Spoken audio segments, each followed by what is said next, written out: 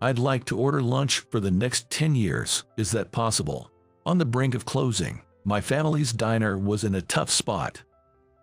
The one who placed the order was a woman as beautiful as a model. Faced with this unexpected order, both my parents and I were stunned. Then, the woman who ordered started chuckling at the sight of us. Is 10 years too short? How about 30 years? Seeing her mischievously smiling, I was reminded of an old friend. My name is Michael. This year, I'll turn 29. Currently, I work at my family's diner, run by my dad, mom, and me, a family of 3.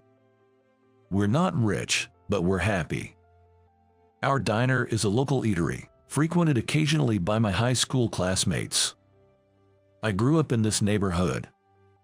I attended a local public high school. I wasn't particularly bright, but I spent 3 fulfilling years having fun with my classmates. There was a girl I was interested in.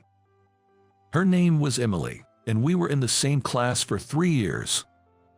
She was slim and pretty, like a model. On the other hand, I wasn't much of a looker. I didn't have enough confidence to pursue someone out of my league. What concerned me was her pale complexion. Emily was popular with the boys. She was respected by the girls, but no one seemed to notice her pallor. But I couldn't bring myself to mention it. In that way, I couldn't take my eyes off her. In high school, we brought our own lunch. My mom always nagged me to eat 3 meals a day, no matter what. Being from a diner family, my lunch was always hearty. It was enough to satisfy any growing boy. However, Emily always skipped lunch. One day, I asked one of her close friends about it. Why doesn't Emily eat her lunch? I somehow felt uneasy asking her directly. Oh, Emily is on diet. She only eats 2 meals a day. It's amazing how thin she is, Emily's friend told me. Why do girls want to be so thin? I couldn't understand. Well, I guess that's just how it is. I was concerned, but that's where I left it. Then, one day something happened. Emily's friend was absent. The friend I usually eat lunch with was called away for a club activity. Emily, as usual, was studying alone during lunchtime while others were spreading out their lunch. Emily, is it okay if I sit here? Curious, I took the seat in front of her. The class was noisy, and no one paid any mind to us. Oh, yeah. Emily replied. Aren't you eating lunch? I heard you were on diet. As I said that, I opened my own lunch. Yes, that's right. But take care not to ruin your health. Everyone says you're slim and praises you, but you look pale. When I said that, Emily stopped what she was doing. Her smile from earlier was gone. Her face was tense, and I froze, wondering if I had said something wrong. No, but I do think you're beautiful. What I meant wasn't that you're unattractive or anything. Sorry, that was a poor choice of words. I really didn't mean any harm. Being on diet is important too. I apologized to her. I realized I had been rude to her. After hearing that, Emily's expression softened a bit. No, it's okay. You were just worried, right? At her smile, I hesitated and then took out sandwiches wrapped in plastic that I had brought separately from my lunch. Yeah, I'm worried. So, this is me being meddlesome. Throw it away if it's a bother. I placed the sandwiches on Emily's desk. No, but really, don't throw it away. It's really good. Try it. I said that and started eating my lunch. Did you know my family runs a diner? A diner? Yeah, the Harrison's Diner, near the station. I'm the son of the diner owners. That's why it's good. As I said that, Emily hesitantly reached for the sandwiches. She took a small bite. For some reason, I felt relieved watching her. As I continued eating my lunch, I heard a sniffle. Emily. When I asked, Emily, with tears in her eyes, muttered, It's delicious. My heart tightened. I had a feeling that something was up. If it's okay with you, I can be someone to talk to. There must be things you can tell your friends, right? At my words, Emily started to speak little by little. I have a younger brother and sister. They're still little. I listened quietly to her story. But my father passed away 3 years ago, and now my mom is supporting us all by herself. So, I do the housework and take care of my siblings, even dropping them off and picking them up from daycare. I also cook the meals. Emily carefully took small bites of the sandwiches I gave her. Tears fell onto the sandwiches. So, we don't have much money. I can't work because I have to take care of my brother and sister. But even in such a situation, my mom let me continue my studies, so I feel like I have to endure everything. Wiping her tears, Emily said that with a smile. My dinner is usually leftovers from my brother and sister, and I hardly have time for breakfast, but I have to keep going. After listening quietly, I spoke up. Come and eat at our place. Bring your brother and sister too. Thank you, but I can't afford it, and just your thought is enough. Emily, envied by everyone. Thinking she was on diet, what was she really feeling? I had no idea about her situation and carelessly commented on her pale complexion. I never imagined she had such circumstances. I never thought about the happiness of being able to have 3 meals a day. So maybe you're saying that I look pale wasn't completely wrong, but it's for reasons like that, so don't worry about it. Thanks for worrying about me. You're the only one who noticed, Michael. It surprised me. Emily said, smiling. I couldn't smile. Don't worry about it, that's impossible, of course. After hearing about her situation, I racked my brain, though not the brightest, wondering what I could do. But there's not much someone like me can actually do. So, I simply thought of helping her. Emily, here you go. The next day, when lunchtime came, I approached Emily and placed a sandwich on her desk. As expected, Emily looked surprised. Michael, didn't I say Emily doesn't eat lunch? One of Emily's friends asked me. Yeah, but I want to give it, so it's okay. Emily stared at the sandwich on the desk. It's from Harrison's Diner, their special club sandwich. Be grateful and eat, Emily. You're a bit too thin. Then, saying that, I returned to my seat.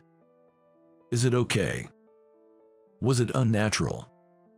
Emily talked with her friend for a bit and then said to me, Thank you, I'll eat it gratefully. She smiled brightly, and I felt a deep relief. Since then, I continued to give Emily a sandwich every day. Soon, everyone in the class knew about it. Hey, Michael, you like Emily, don't you? One day, one of my classmates said that to me. It was when I was giving a sandwich to Emily. What? No, Emily, concerned about me, tried to refute it. She probably understood why I was giving her the sandwiches. But I didn't want her circumstances to be known.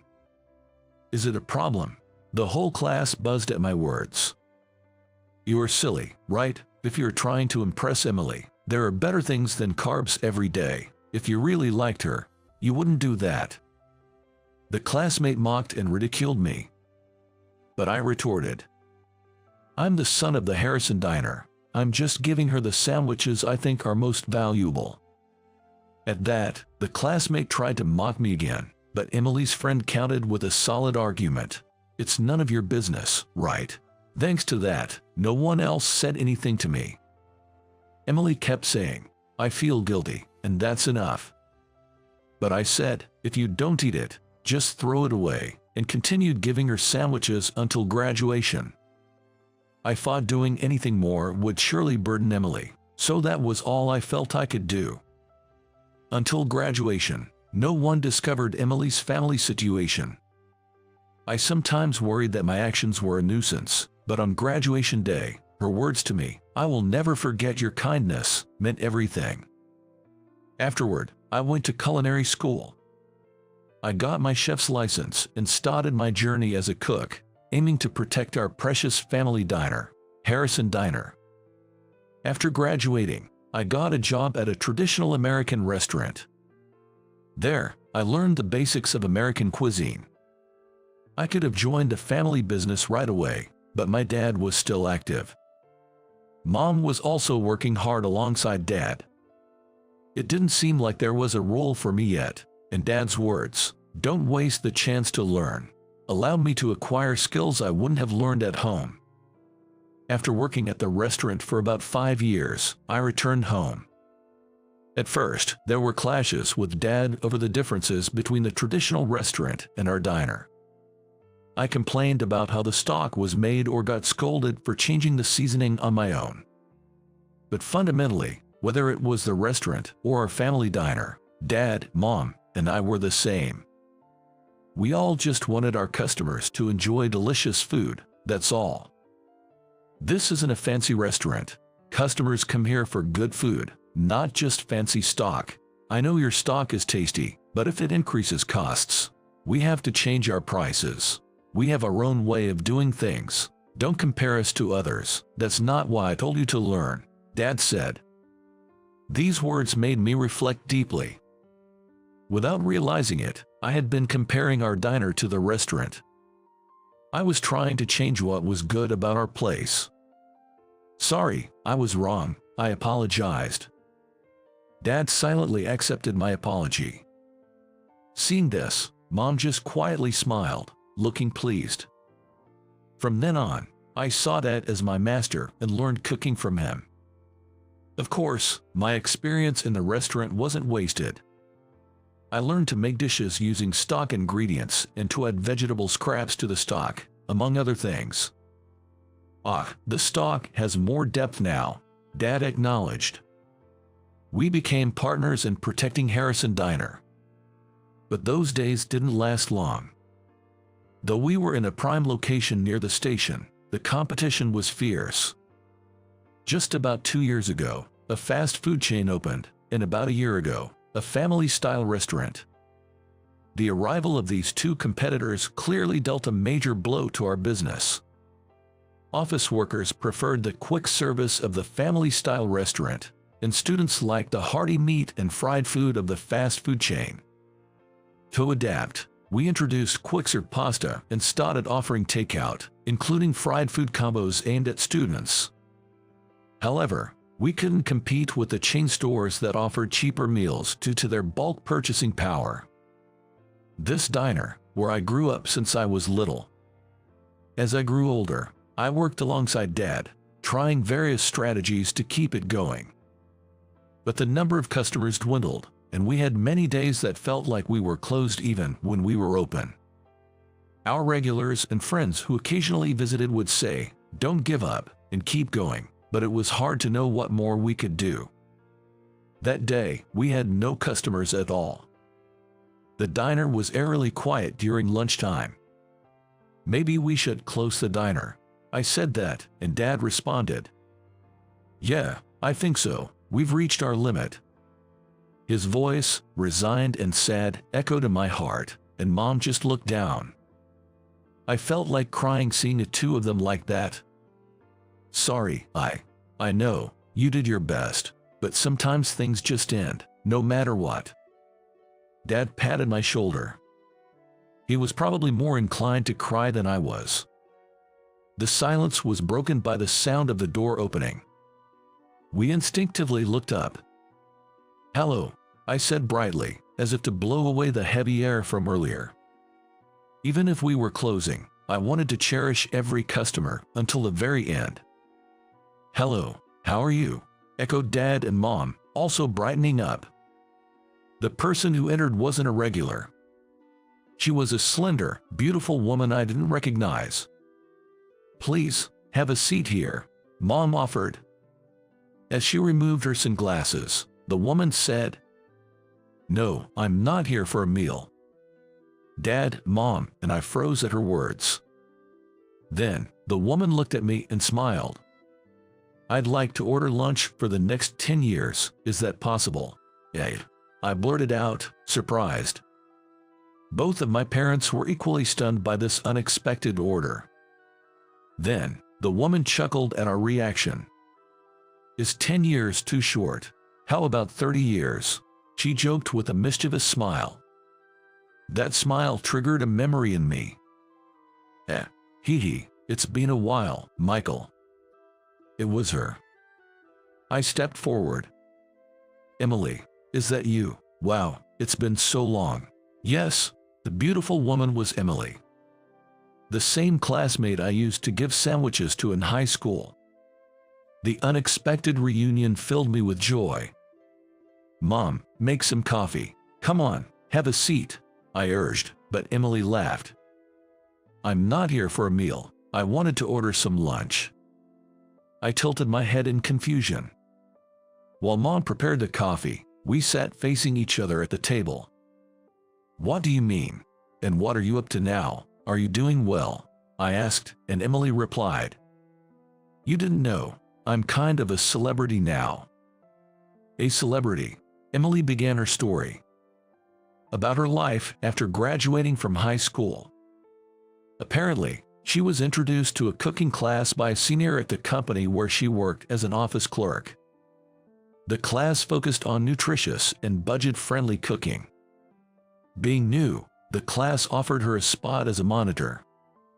Concerned about her own pale complexion, which I had pointed out, and now constantly worrying about her siblings' health, Emily was drawn to the class's focus on nutritious and budget-friendly cooking. Emily began arranging the recipes she learned in her cooking class and sharing them on social media.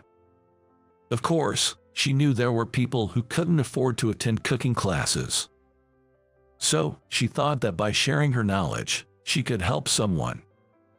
Her teacher was pleased with the promotion and happily allowed her to continue. As a result, Emily's social media followers rapidly increased.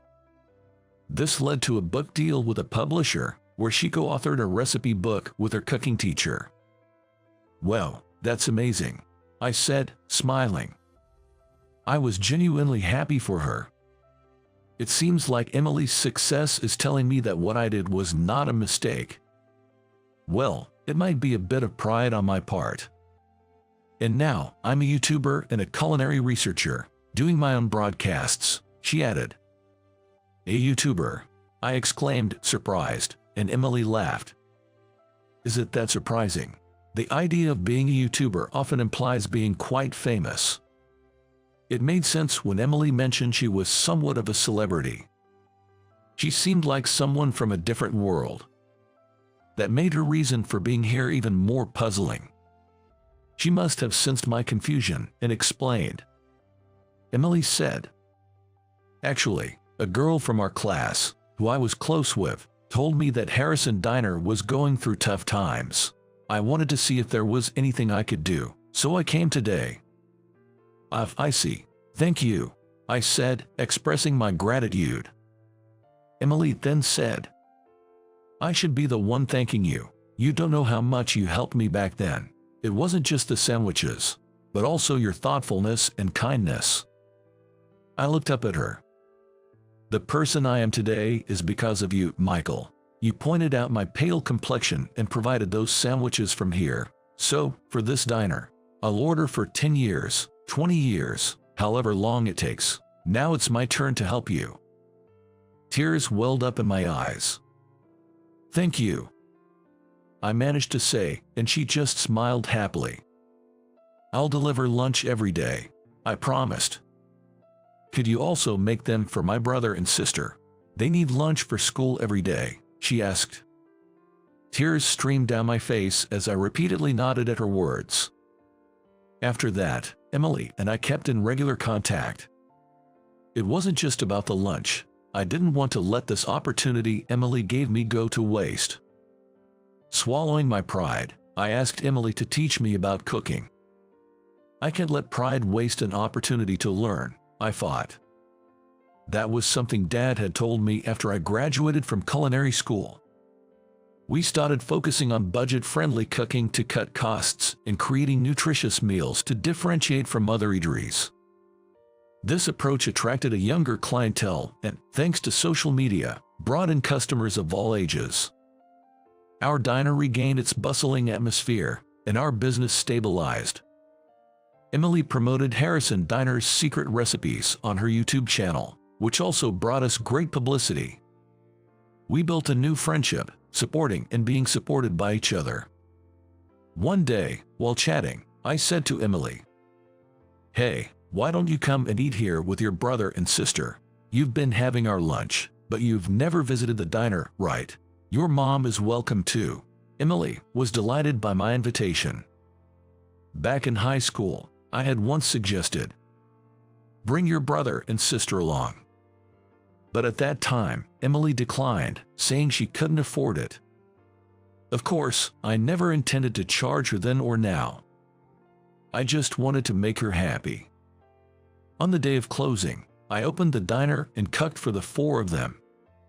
"What would you like to order?" I asked. They looked at each other and then said, "Some sandwiches, please." Sandwiches? I was taken aback. Sandwiches weren't on the menu. Although I used to boast about Harrison Diner's special sandwiches, those were just something Mom made. "I really wanted my mom, brother, and sister to taste your family's sandwiches," Emily said. To her, those sandwiches were something special.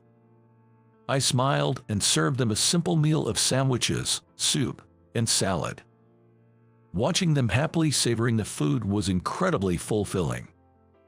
Afterward, Emily's brother and sister left with their mother for their evening classes. They thanked me, looking happy, which I appreciated greatly. Left alone, Emily offered to help with the dishes, but I declined. It was my job, after all. "It was really delicious. Thank you for making it again," she said. Well, back then, it was either Mom or me who made them, but actually, it was mostly Mom, I confessed. "I knew it. There were times when they were a bit different," she laughed. "Really? Sorry, that must have been me." As I hurriedly apologized, Emily shook her head, laughing. "No, I was happy, and even when they teased you about liking me, you sacrificed yourself to make it easier for me, when in fact, I was the one who liked you." "Really?" I was stunned as Emily blushed slightly. I looked at her, flustered, as she continued. "I want to be there for you, Michael, to support you." I nodded at her words and said, "And I want to be someone who can help you whenever you need it." Eventually, Emily and I went from being friends to lovers and got married. Years later, Harrison Diner and Emily's YouTube channel are still very popular. Emily has gained a little weight. She seems self-conscious about it, but when I tell her, "You're the most beautiful now," she smiles happily. I have memories that I can't forget, no matter how hard I try, or rather, memories I don't want to forget. Looking back, it seems like a dream, but it was undoubtedly real. I had a wife whom I married when I was 25. I got a job at a male-dominated IT company right after graduation, and a friend introduced me to her, as I had no opportunities to meet someone. Her name was Emily. Emily, with her kind and encompassing nature, and I, impulsive and reckless, were complete opposites, which is probably why we were drawn to each other. After dating for 2 years, I proposed and we got married. Emily worked at a pet store with a shifting schedule, which didn't align well with my weekends off, but we managed to share household chores and initially got along well. However, after about 3 years, our relationship gradually deteriorated. As I progressed into my late 20s and gained more experience, I was increasingly entrusted with more responsible tasks at work. This was something I was very happy about, but I believe it also put a significant amount of stress on me, both mentally and physically. From the onset of our marriage, Emily was in charge of preparing meals and cleaning areas like the kitchen, living room, hallway, and entrance. I was responsible for cleaning the areas outside of the kitchen, including the bathroom. We would also take care of other chores as needed or whoever noticed them first. Of course, there were days when we were unable to complete our tasks, and we were flexible about it. But during this time, I found myself increasingly unable to keep up with my share of the chores. Then, one day, when I returned from work on the last train, Emily had just gotten home and spread some ready-made dishes on the table. "Is this dinner for tonight?" I asked, and Emily, looking apologetic, replied, "Yeah, sorry, I was tired and it got late today, so I bought these from the supermarket." She then heated my portion in the microwave, transferred it to a plate, and handed it to me. I had already eaten ready meals for lunch and was hoping for a proper meal at night. Lost in these thoughts, I wasn't paying attention to what Emily was saying. Then I interrupted her. "Could you run the bath?" Emily looked surprised and momentarily frozen. It was my task to run the bath, so her reaction was understandable. That's what I thought at the time. "I'm tired from working consecutive days. Could you do it for me?" Upon hearing this, Emily said okay and went to run the bath. This kind of situation continued day after day. I didn't know much about the busy season at the pet shop, but Emily seemed to be working harder than ever before, often getting home late and unable to prepare proper dinners. After about 2 weeks of this, I finally spoke up. "Lately, you've been slacking off a bit, haven't you?" That day, I got home around 10 p.m., earlier than usual, but Emily was lying on the sofa and hadn't prepared dinner. "Sorry, I got ready meals for today," she said apologetically, but my frustration didn't ease. "I'm busy too, you know, but if we don't do what we need to, we can't keep our life together. Let's try to do our part, all right?" Even though I said that, Emily only replied with "I'm sorry," and after that, she hardly ever prepared meals anymore. I started to feel increasingly irritated with Emily. Since my job got busier, I'd come home, eat, take a bath, and go straight to bed, resulting in minimal conversation, but by then, I hardly wanted to speak to her at all. "Welcome back. Listen, Emily," perhaps trying to reconcile, kept trying to talk to me, but I kept avoiding her by saying I'm tired. 2 months passed like this. It was ridiculous, living together as a couple yet avoiding each other. Looking back, I realized that maybe I was venting my work stress on Emily. That's why I felt I deserved the punishment that came. On a rainy day in summer, when I got home around 11 p.m., Emily was nowhere to be found. I wondered if she hadn't returned from work yet. With that thought, I didn't bother to look for Emily and simply collapsed into bed to sleep. It wasn't until the next morning that I noticed something was off. It was when the sunlight lit up the room. The room seemed unusually tidy. Curious, I opened a closet and found that all of Emily's clothes were gone. Checking other drawers, I saw that her makeup and other personal items were also completely removed.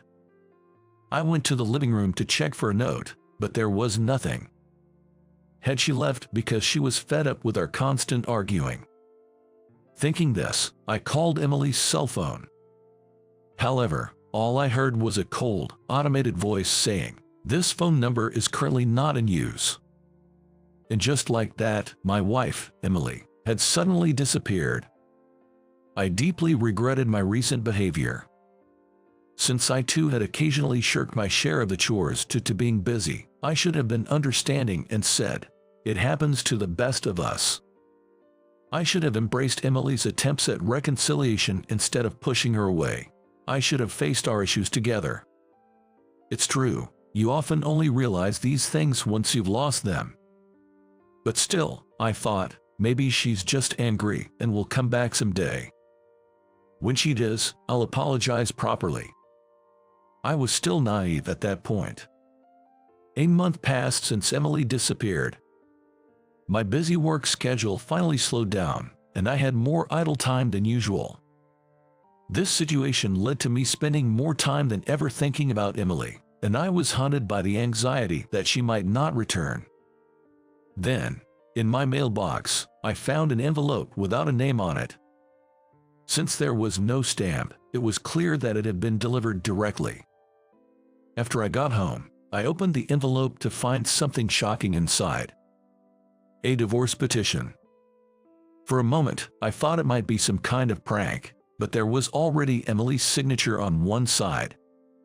It was unmistakably Emily's handwriting. I searched the envelope for anything else, but there was nothing. Why? How could this happen? My behavior had hurt Emily so much that she wanted a divorce. But I wished she had at least told me face to face. The idea that everything would end without any real communication, just with a single piece of paper, was unbearably frustrating. I had only visited Emily's family home once, far away, and didn't even remember the address or phone number. Seeing how the letter was delivered directly, without any chance of tracking through a postmark, it was clear that Emily didn't want to see me. The thought that I had driven away someone I once loved so deeply was incredibly painful. But there was no way to persuade her anymore. For months, I couldn't bring myself to sign the divorce papers, but when Emily didn't return even on our 5th wedding anniversary, I finally accepted her decision. I signed and submitted the divorce petition. I never thought that I would be back at this place where we had once happily submitted our marriage registration, only 5 years later. Tears naturally fell from my eyes. 3 years have passed since then. I still hadn't been able to give up on seeing Emily again, and I've told mutual friends to let me know if they hear anything about her. I even visited her hometown in Nebraska, but still couldn't find where she was. During this time, I heard from a friend living in California that they had seen Emily. I thought she might not want to see my face anymore. I thought about it, but I knew I couldn't move on without seeing her and hearing her true feelings. And I desperately wanted the chance to apologize. If I became a burden, I decided I would leave immediately. With that in mind, I headed to California. Of course, it wasn't easy to find someone in a crowded city like California. I spent a whole day wandering around the station where my friend's friend had seen her. It feels like I'm stalking her. Just as I was coming to my senses, wondering if I should go back, feeling disheartened, a familiar face passed by right in front of me. She didn't seem to notice me, but it was definitely Emily. There was no mistaking it. Seeing Emily for the first time in 3 years, I almost broke down in tears, but I restrained myself, given the crowd. Emily seemed to be looking around for someone, and then her face lit up with joy. She found her mother and a little boy who ran up to her, exclaiming, "Mommy." The boy, hugging Emily, said cheerfully, "Grandma bought me a toy." "That's great. Did you say thank you?" Emily asked the boy with a gentle, maternal smile I hadn't seen before, lifting him up in her arms. Emily. Had she remarried? All this time, I had clung to the selfish hope of meeting her again, apologizing, and perhaps starting over. I had never imagined that Emily could have remarried and started a new life. Realizing this, I knew there was no point in meeting her. Why disturb her happiness by bringing up painful memories? There was no place for me in her life anymore. I remembered living with Emily but couldn't recall the last time I saw her smile like that. If she looked so happy now, I had to be glad for her. But part of me wished I had been the one to make her smile like that. No matter how much I regretted my past mistakes, I couldn't turn back time. As tears threatened to spill, I turned away from Emily and her family, heading toward the station restroom. That's when.